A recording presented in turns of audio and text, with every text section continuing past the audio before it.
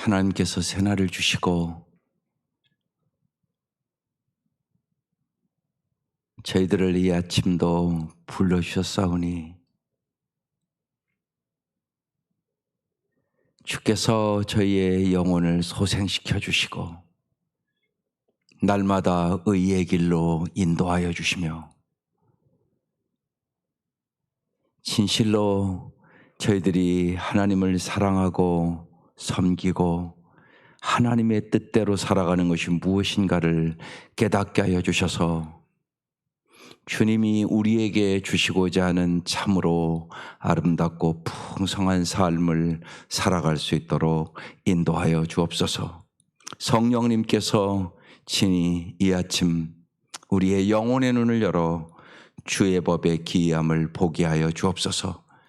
우리 특별히 수고하는 목녀들 주께서 은혜 위에 은혜를 더하여 주시고 저들이 섬기고 희생하고 주님을 바라보고 따라갈 때마다 주께서 위로하시고 용기를 주시고 언제나 우리의 앞장서 계신 주님을 바라보며 승리하게 하여 주옵소서.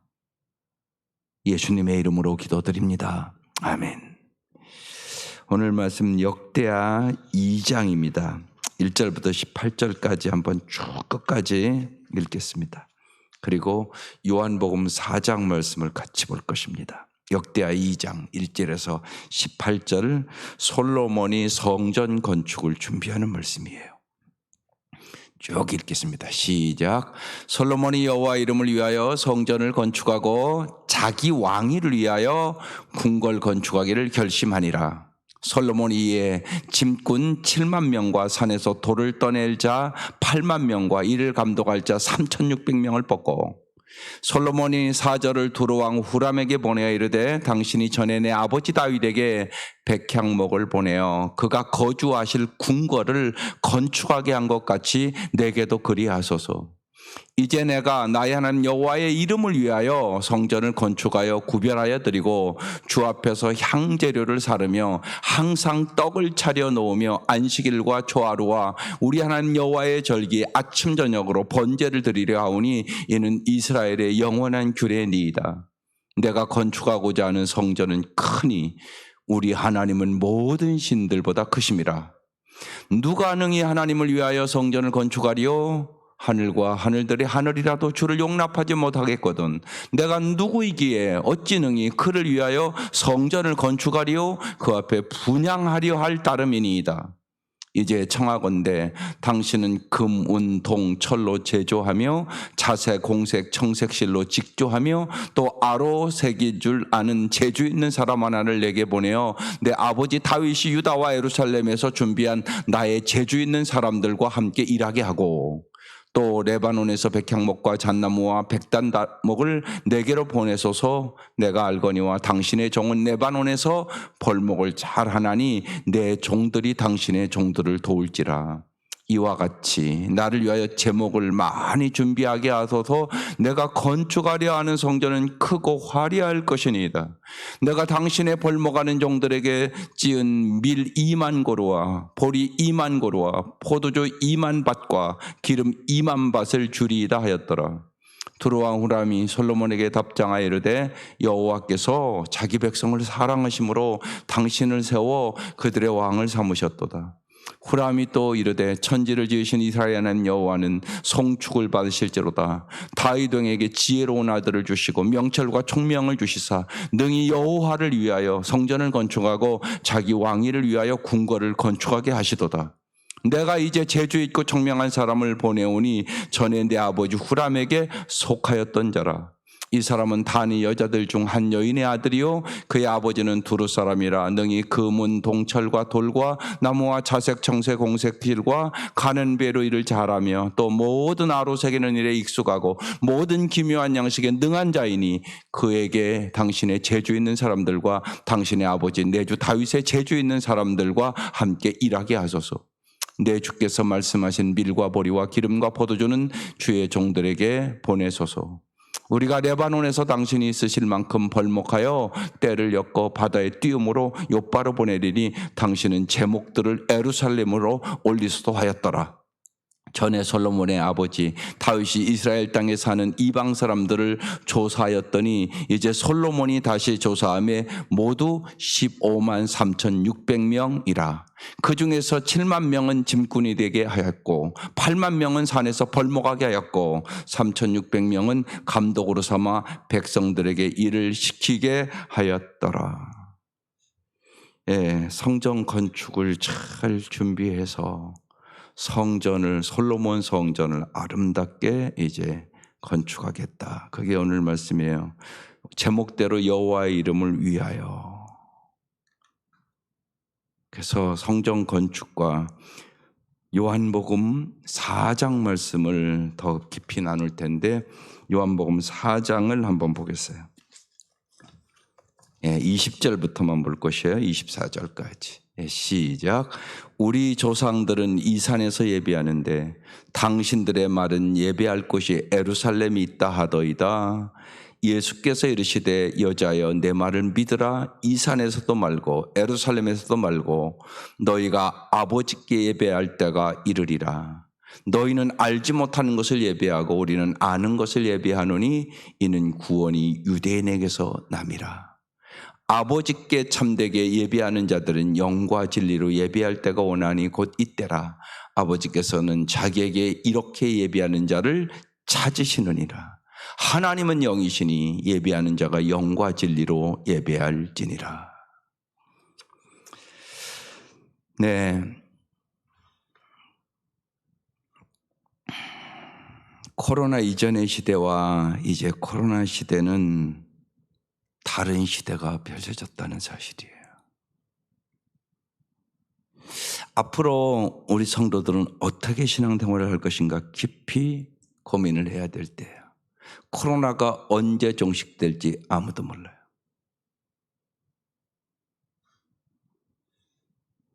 정말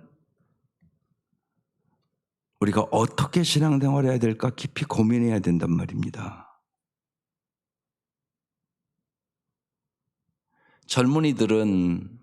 많은 젊은이들이 이미 온라인 예배를 드리겠다는 젊은이들이 50%가 넘어서기 시작했어요. 53%예요, 지난주에.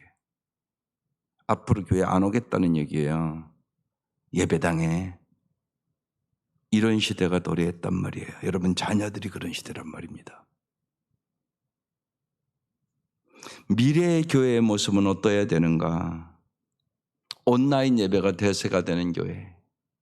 또 이럴 수도 있어요. 여러분 교회 안 나와도 여러분 남편들 그러니까 교회 안 와요. 그런데 집에서는 영상으로 설교 들을 수 있어요.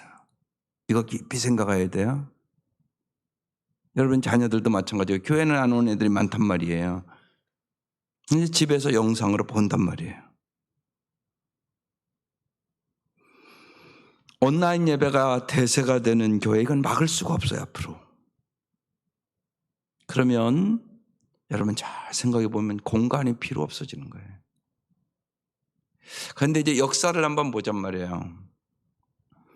미국의 교회를 가보면 그리고 유럽을 가보면 성전 엄청나게 우리 이런 교회와는 비교할 수 없을 정도로 대리석으로 화려하게 져놨어요. 그런데 교회는 없어요. 성 베드로 성당이요 엄청나게 화려해요. 대리석 세계 최고의 대리석으로 밑에 다 깔았으니까요. 예배는 40명들이에요. 제가 가봤은 그날 텅텅 비었다고요. 건물만 남았어요. 심지어는 교회를 팔아서 술집이 된 교회도 많아요. 거기만 그렇겠느냐는 얘기입니다. 이제 성전 건축의 시대가 지났어요. 우리 한국교회 여러분 농촌에도 교회 잘 졌어요. 그죠? 건물 잘 졌다고요. 농촌교회도요. 우리는 이제까지 너무나 한국교회는 성전 건축에 목을 맸어요. 거기에 너무 물질도 많이 투자하고 성전 건축을 하느라고 문제가 생긴 교회들이 엄청나게 많아요. 아마 성전 건축을 좀 크게 져놓고 코로나 맞이한 빚 있는 교회는 아마 더 심각할 거예요. 빚도 못 갚을 거예요. 그게 이제 현실이라는 사실을 잘 아셔야 돼요. 예배당을 절대시하는 시대가 지났다는 얘기예요. 교회가 되려면 반드시 세 가지가 있어야 돼요. 세 가지가 잘 균형을 잡아야 돼요. 말씀이 있어야 되고요. 헌신과 봉사가 있어야 되고요. 반드시 교제가 있어야 돼요. 이 세 가지가 교회 요소예요. 말씀이 있어야 되고요. 헌신과 봉사가 있어야 되고요. 성도의 깊은 교제들이 있어야 되고요. 이 세 가지를 어떻게 이제 이 비대면의 시대에 해나갈까를 우리는 깊이 생각해야 돼요. 그래서 오늘 요한복음 4장을 다 같이 읽은 거예요. 이 솔로몬 성전 무너졌을까요? 안 무너졌을까요? 주전 586년에 이들이 성전에서 예배만 드렸지 그들이 성전을 강도의 굴레로 만들었어요. 신령과 진정한 예배가 성전에서 이루어지질 않았어요. 교회에서 예배만 드렸지 그들의 삶은 우상숭배로 가득 찼어요. 예수님이 성전을 강도의 구렬이라고 그랬다니까요. 완전히 물질에 제사장들까지 다 타락해버렸어요. 주전 586년 그 성전은 바벨론에 의하여 완전히 파괴됐어요. 그리고 그들을 바벨론 포로로 잡혀가서 70년 거했어요. 그때 그들은 신령과 진정, 영과 진리로 예배드리는 것이 무엇인가를 깊이 생각하게 됐어요. 그곳에 가서. 장소의 문제를 떠나서.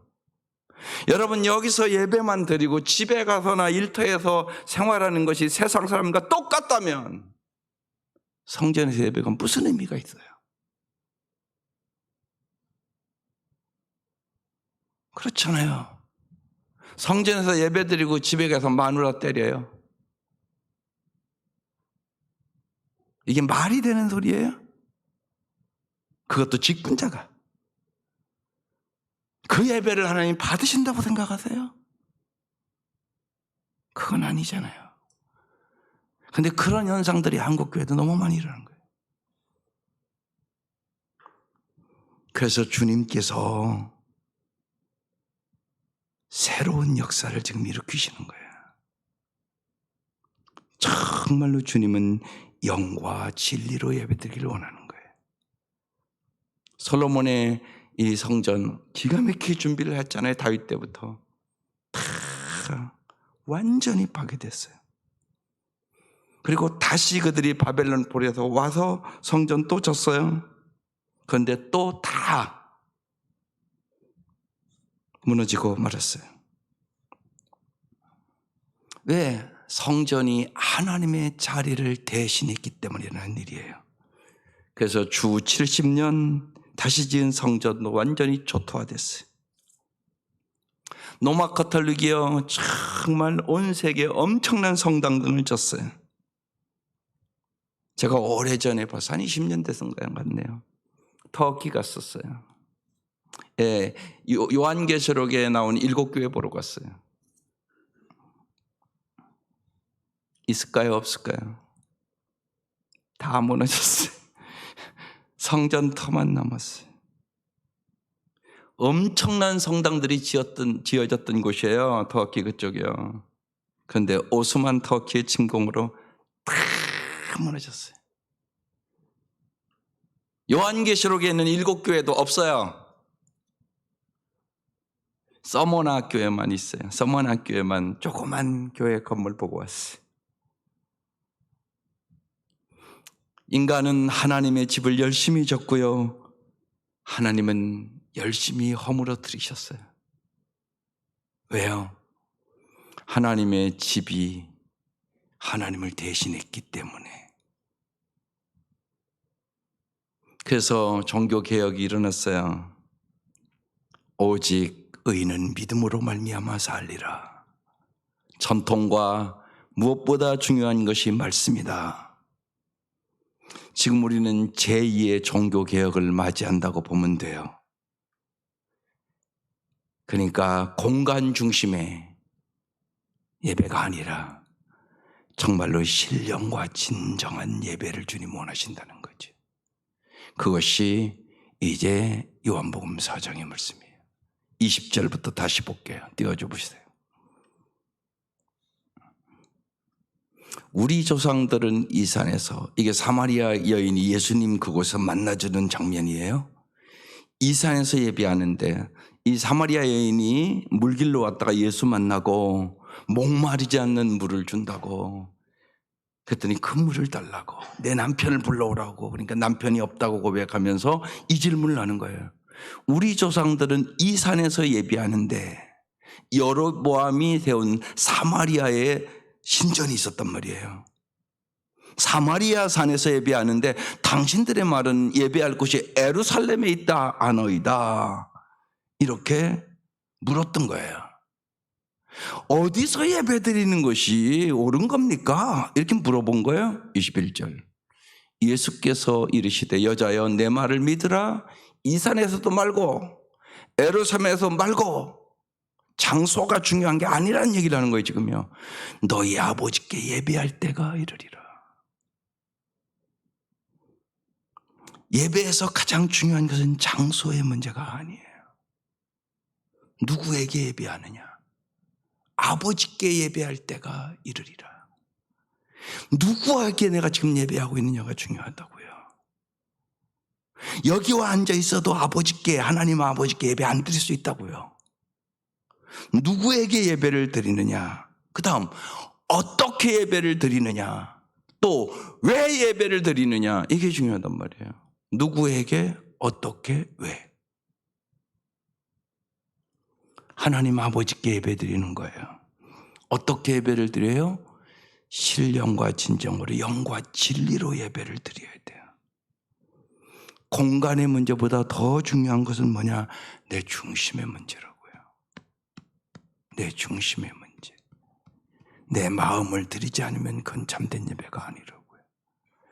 22절. 너희는 알지 못하는 것을 예배하고 우리는 아는 것을 예배하노니 이는 구원이 유대인에게서 예수님에게서 남이니라 그랬어요. 여러분, 예배는 왜 드리느냐 말이에요. 하나님을 영적으로 교제하기 위해서 예배 드리는 거예요.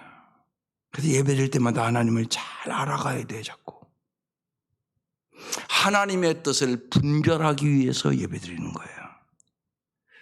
하나님의 살아계심과 하나님의 손길을 체험하기 위하여 예배 드리는 거예요. 하나님을 찬양하기 위해서 예배를 드리는 거예요. 내가 참된 예배를 드릴 때만 내 가정을 변화시킬 수 있고 내 직장을 변화시킬 수 있고 세상을 변화시킬 수 있어요. 반드시 그래요. 그래서 너희들은 알지 못한 예배하고 우리는 아는 것을 예배한 데는 구원이 유대인에게서 납니다. 오직 예수 그리스도를 통하여 우리는 참된 예배를 드릴 수 있다는 얘기하는 거예요. 예수님을 통하여 하나님과 관계가 깨어진 것을 회복할 수 있고, 예수 그리스도의 보혈에 의지하여 우리의 죄 사함을 받을 수 있고, 우리는 오직 예수를 통하여 구원을 얻을 수 있어요. 그러면서 23절, 아버지께 참되게 예배하는 자들은 영과 진리로 예배할 때가 오나니. 이제까지 이들이 장소의 개념을 가지고 예배를 했는데 영과 진리로 예배 안 드렸다는 얘기예요 지금. 그런데 영과 진리로 예배할 때가 오나니 곧 이때라 아버지께서는 자기에게 이렇게 영과 진리로 예배하는 자들을 찾으시느니라. 오늘 우리에게 주신 음성이에요. 너희들이 정말 영과 진리로 예배를 드렸냐? 그냥 교회 와서 그냥 예배 순서 따르면 그게 예배를 드린 건 줄 아냐? 하나님 그렇게 말씀하시는 거예요. 그러면서 여기 보세요. 아버지께서는 자기에게 이렇게 예배하는 자를 찾으신다고 말씀하시잖아요. 영과 진리로 예배드린 자가 많지 않다는 얘기예요. 종교 생활만 했던 사람들이, 이들이 사마리아에서도 예배드렸고 이들이 예루살렘에도 예배드렸는데 예배 형식만 가졌다고 얘기하는 거예요. 영과 진리로 너희들은 예배를 드리지 않았다고. 그래서 예배하는 자들을 찾으신다고 말씀하고 있는 거예요. 그러면서 여러분이 잘 아는 24절 말씀을 주신 거예요. 24절. 하나님은 영이시니 예배하는 자가 영과 진리로 예배할지니라.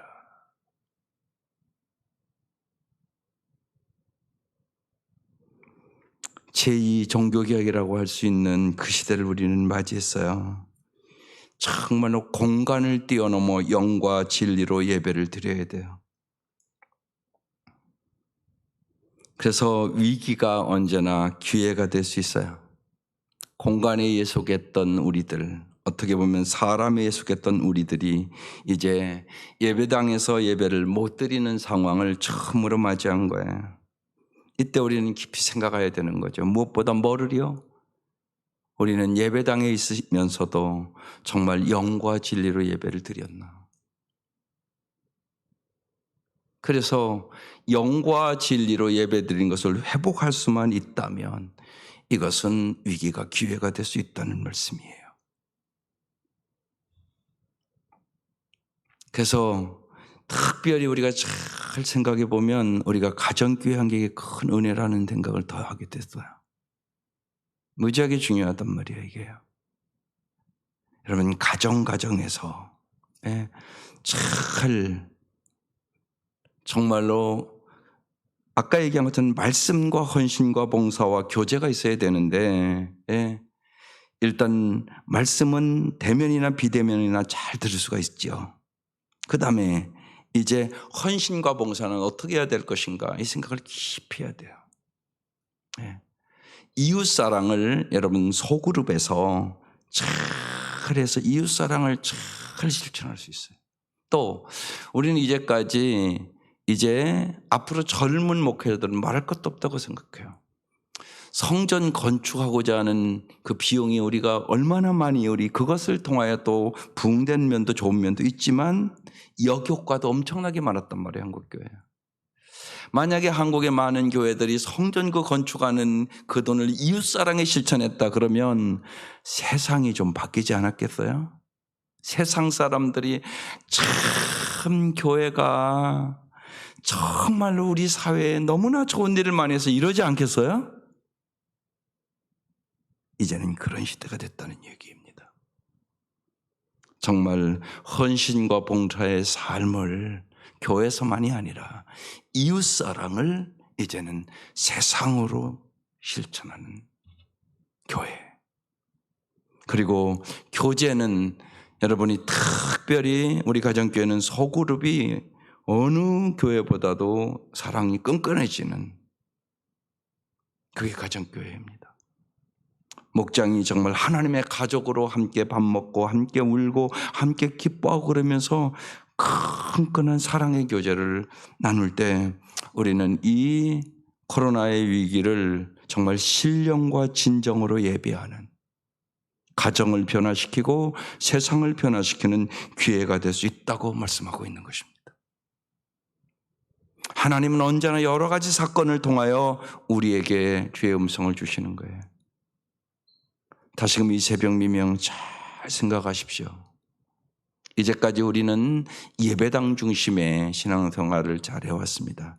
그러나 더 주님이 중요하신 거, 네가 영과 진리로 예배드리고 있느냐, 이게 더 중요하다는 얘기입니다. 이 산에서도 말고 예루살렘에서도 말고 진정으로 예배할 때가 온다. 영과 진리로 예배할지니라.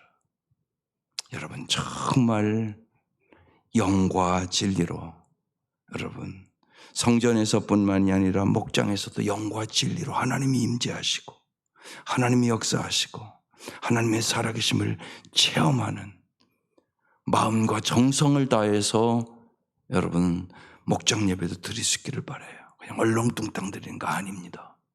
그런 시대가 됐단 말입니다. 또한 여러분 꼭 만약에 예를 들면 우리 이주영 권사님이 계신데 남편이 여보 오늘은 교회에 못 가도 나랑 같이 좀 이 비대면 예배를 한번 드리고 싶네. 그러면요 권사님 교회 안 와도 됩니다. 집에서 남편의 구원을 위해서 같이 예배를 드려주세요. 그리고 기도하며 그 남편을 구원하세요. 그게 더 중요한 일 아니겠습니까 여러분? 남편을 구원하고 정말 세상을 아름답게 변화시키는 좀 더 넓은 세계를 바라보는 새로운 기회라고 생각할 수 있기를 바랍니다. 그래서 형식적인 예배가 아니라 정말 건물의 예배가 아니라 여러분의 가정에서 여러분의 일터에서 여러분의 삶 속에서 하나님의 나라를 회복시키는 정말 세상의 소금처럼 빛처럼 살아가는 정말 한 번의 예배가 내 심령을 변화시키고 가정을 변화시키고 나를 만나는 사람들을 변화시키는 정말로 여러분의 예배가 그냥 이 자리에서의 예배만이 아니라 내가 내리는 결정이 하나님을 향한 예배요. 내가 나누는 대화와 기도가 정말로 찬송이 되는 대화가 기도가 되고 찬송이 되는 그러한 삶으로 예배가 실현돼야 되는 것이에요. 삶의 예배가 있기를 형식의 예배가 아니라 정말 여러분의 삶에서 날마다 영과 진리로 하나님과 함께 하나님은 영이시니까 또한 진리로 예배의 삶이 될 수 있기를 주의 이름으로 축원합니다. 기도드리겠습니다.